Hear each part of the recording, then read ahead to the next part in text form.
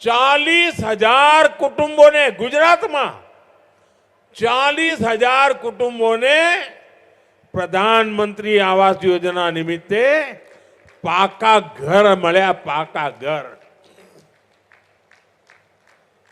હજારો કુટુંબોને પાકા ઘરની સુવિધા એમના માટે એક સુરક્ષા હોય છે, જિંદગીની પહેચાન હોય છે અને નવા સપના સાચવાનો એક માળો તૈયાર થતો હોય છે. અને આનાથી જીવનમાં કેટલા મોટા મોટા બદલાવ આવતા હોય છે. એ જ્યારે આ પીએમ આવાસમાં જેને પાકું ઘર મળ્યું છે ને, જેને જિંદગીમાં આજ સુધી ઘર નહોતું, ફૂટપાથ પર જેને જિંદગી ગુજારી હતી, ઝૂંપડપટ્ટીમાં જિંદગી ગુજરાતી હતી, કાચી માટીના મકાનો બનાવીને જીવન ગુજાર્યા હતા, એમને જ્યારે આ પાકા ઘર મળ્યા હોય ને તો આશીર્વાદ મળે કે ના મળે? આશીર્વાદ મળે કે ના મળે?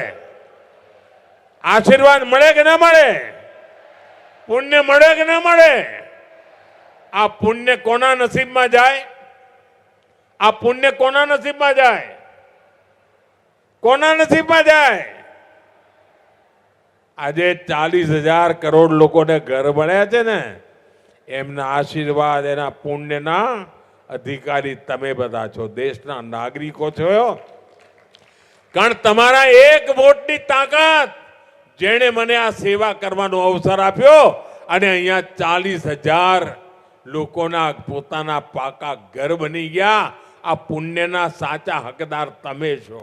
હું તો નિમિત્ત છું. मैं पीएम आवास के सभी लाभार्थी भाई बहनों को आज इसके लिए बहुत बहुत बधाई देता हूं.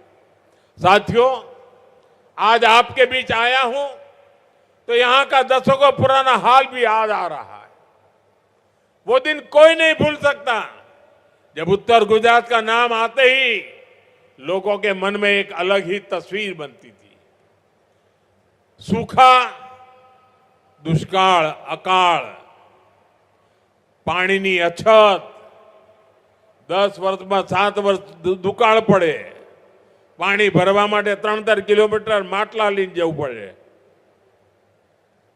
संघर्ष से भरा है जीवन और कांग्रेस सरकारों द्वारा हमारी निरंतर उपेक्षा.